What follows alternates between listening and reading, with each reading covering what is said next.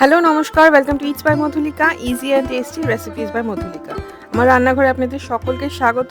আজকে আমি বানাচ্ছি গাঁটি কচুর একটা রেসিপি, চিংড়ি মাছ দিয়ে গাঁটি কচু। এটা আমার মার রেসিপি, পুরোনো দিনের রান্না, খুব সহজ রান্না কিন্তু খেতে অসাধারণ হয়। ভাতের সাথে এটা হলে আর কিছু দরকার হয় না। চিংড়ি মাছ দিয়ে গাঁটি কচুর এই রান্নাটা আমার শ্বশুর মশাইয়ের ভীষণ প্রিয় ছিল। আশা করি আপনাদেরও সকলের ভীষণ ভালো লাগবে। চলুন শুরু করা যাক রান্নাটা। আমি এখানে 400 গ্রাম গাঁটি কচু নিয়ে নিয়েছি। গাঁটি কচু বা মুখী কচুটাকে খুব ভালো করে ধুয়ে নিতে হবে, গায়ে প্রচুর মাটি লেগে থাকে। তারপরে এইভাবে খোসাগুলো ছাড়িয়ে নিতে হবে আর অর্ধেক করে কেটে নিতে হবে। লম্বা লম্বিও অর্ধেক কাটতে পারেন বা আড়াআড়িও অর্ধেক কাটতে পারেন। পরিষ্কার করে ধুয়ে জলে ভিজিয়ে রাখতে হবে যাতে কালো না হয়ে যায়। তারপরে প্রচুর জল দিয়ে প্রেসার কুক করে নিতে হবে যাতে পুরো কাঁটি কচুগুলো ডুবে যায়, ততটাই জল দিতে হবে। একটা ভেসেল বা একটা সিটি ওটা অবধি প্রেসার কুক করতে হবে। তারপরে যতক্ষণ না প্রেসার রিলিজ হয় ততক্ষণ রেখে ঢাকা খুলে নিতে হবে। জলটা কিন্তু ফেলে দিতে হবে। এইভাবে যদি জলটা ফেলে দিয়ে প্রেসার কুক করে নেওয়া যায় তাহলে কচু খেলে যে গলা ধরে যায় বা গলা চুলকায় সেটা আর হয় না। একটা ছোট পেঁয়াজ একদম কুচিয়ে নিতে হবে আর একটা ছোট টমেটো একদম কুচি করে কেটে নিতে হবে। অনেকে গাঁটি কচু সিদ্ধ করে তারপরে খোসাটা ছাড়া, আলু সিদ্ধ করে খোসা ছাড়ানোর মতো, সেটাও আপনারা করতে পারেন। আমি আমার মা যেরকমভাবে আগে খোসা ছাড়িয়ে সিদ্ধ করে সেটাই করি। 150 গ্রাম চিংড়ি মাছ নিয়ে নিয়েছি। নুন হলুদ মাখিয়ে নেব, নিয়ে 15 মিনিট ম্যারিনেট করে রেখে দিতে হবে। এইবারে শুরু করা যাক রান্নাটা। আমি কড়াইতে রান্না করছি। প্রথমেই দিয়ে দিচ্ছি সর্ষের তেল। 3 থেকে 4 টেবিল স্পুন সর্ষের তেল দিয়ে দিলাম। খুব বেশি তেল দেওয়ার দরকার পড়ে না। আগেই চিংড়ি মাছটা ভেজে নেব। চিংড়ি মাছটা যখন ভাজবো দেওয়ার পরে বেশি নাড়বো না, একটা সাইড হয়ে গেলে তারপরেই কিন্তু উল্টে দেব। বেশি নাড়ানাড়ি করলে কিন্তু চিংড়ি মাছ থেকে জল বেরিয়ে যাবে। চিংড়ি মাছগুলো জাস্ট রংটা পাল্টাবে, তারপরে তুলে নেব। বেশিক্ষণ ভাজবো না, তাহলে কিন্তু চিংড়ি মাছ শক্ত হয়ে যায়। এইবারে বাকি যে তেল আছে তার মধ্যে দিয়ে দিলাম কালো জিরে আর তেজপাতা।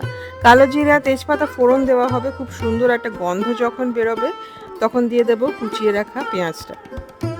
পেঁয়াজটা ক্রমাগত নাড়িয়ে ভেজে নেব যতক্ষণ না লাল লাল হয়ে আসে। খুব বেশি লাল যাতে না হয়, পুড়ে যাতে না যায়, লাল লাল হতে শুরু করবে ততক্ষণই ভেজে নিতে হবে, ঠিক এরকম। এবারে দিয়ে দেব টমেটো। কুচিয়ে রাখা টমেটোটা দিয়ে নেড়ে মিশিয়ে নিয়ে 1 মিনিট মতো ভেজে নেব। টমেটোটা একটু নরমও হয়ে যাবে। এইবারে দিয়ে দেবো নুন স্বাদ মতো। আমি এখানে হাফ চা চামচ নুন দিয়েছি। মশলাগুলো দিয়ে দেবো এক এক করে। জিরে গুঁড়ো, লঙ্কার গুঁড়ো দেবো হাফ চা চামচ, হলুদ গুঁড়ো হাফ চা চামচ, আদা বাটা হাফ চা চামচ। আমি মশলার পরিমাণ কিন্তু অনেকটাই কম দিই, তাতে আমার মনে হয় যে সবজি বা যে মাছ রান্না হচ্ছে সেই মাছ বা সেই সবজির স্বাদটা অনেক বেটার আসে। ভালো করে মশলাটা কষিয়ে নিতে হবে ততক্ষণ যতক্ষণ না তেল বেরোতে শুরু করে। জল শুকিয়ে তেল বেরিয়ে এসছে, মশলাটা কষে গেছে, খুব সুন্দর একটা গন্ধ বেরোচ্ছে। এইবারে দিয়ে দেবো সিদ্ধ করে রাখা কচু আর ভেজে রাখা চিংড়ি মাছটা। চিংড়ি মাছ ভাজার যে তেলটা আছে সেটা কাচিয়ে দিয়ে দিতে হবে, খুব সুন্দর একটা টেস্ট আছে তাতে। ভালো করে মিশিয়ে 1 মিনিট মতো ভেজে নেব। 1 মিনিট মতো ভাজা হয়ে গেলে এইবারে দিয়ে দেব জল।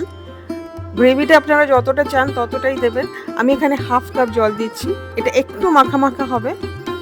ভালো করে মিশিয়ে নিয়ে ঢেকে এটা রান্না করতে হবে 4 থেকে 5 মিনিট একদম লো ফ্লেমে। এর মধ্যে বলে রাখি, আমার প্রত্যেকটা রান্নার নিচে মোড়ে ক্লিক করলে ডেসক্রিপশন বক্সে যাওয়া যায়, সেখানে সেই রান্নার উপকরণ এবং আরও কিছু রান্নার লিঙ্ক শেয়ার করা থাকে। লিঙ্কে ক্লিক করলে সেই রান্নাগুলো দেখা যায়। দেখে যদি আপনাদের ভালো লাগে অবশ্যই ট্রাই করবেন। গাঁটি কচু বা মুখী কচুগুলো কিন্তু একদম সিদ্ধ হয়ে গেছে, দেখুন একদম কিন্তু গলে যাচ্ছে, কিন্তু ভেঙে যাতে না যায় সেইভাবেই রান্না করতে হবে। ভেঙে মিশে গেলে কিন্তু ভালো লাগে না। প্রত্যেকটা কচু যাতে আলাদা থাকে। চিনি আমি দিয়ে দিচ্ছি স্বাদ মতো। আমি এখানে 1/4 চা চামচ চিনি দিলাম। এই রান্না কিন্তু মিষ্টি হবে না, জাস্ট রান্নার টেস্টটা ব্যালেন্স করার জন্যই চিনিটা দেওয়া। কাঁচা লঙ্কা 4 থেকে 5টা আর ধনে পাতা হাফ কাপ ছড়িয়ে দিতে হবে। গ্যাস বন্ধ করে দিয়েছি, তারপরে আমি ধনে পাতাটা দিচ্ছি। ভালো করে ধনে পাতাটা মিশিয়ে নিতে হবে। ঢেকে রেখে দিতে হবে অ্যাটলিস্ট 15 মিনিট, তাতে খুব সুন্দর ধনে পাতা এবং কাঁচা লঙ্কার গন্ধটা তরকারির মধ্যে মিশে যাবে। তৈরি হয়ে গেল চিংড়ি মাছ দিয়ে গাঁটি কচু। ভাতের সাথে, গরম ভাতের সাথে এটা ভীষণ ভালো লাগে খেতে। অনেকে রুটির সাথেও খায়, তবে ভাতের সাথে এটা খেতে দারুণ লাগে। রেসিপিটা ঠিক এইভাবে অবশ্যই ট্রাই করবেন এবং আমাকে কমেন্ট করে জানাবেন যে আপনাদের কেমন লাগলো। আশা করি আপনাদের সকলের ভীষণ ভালো লাগবে। ভালো লাগলে রেসিপিটা অবশ্যই শেয়ার করবেন অ্যাটলিস্ট 5 জনের সাথে। আমার চ্যানেল ইটস বাই মধুলিকা অবশ্যই সাবস্ক্রাইব করবেন। সাবস্ক্রাইব করার সময় বেল আইকনটি প্রেস করতে কিন্তু ভুলবেন না। খুব ভালো থাকবেন, ভালো ভালো রান্না করবেন। দেখা হবে খুব শিগগিরই একটা নতুন রেসিপি নিয়ে। Happy cooking. Thank you.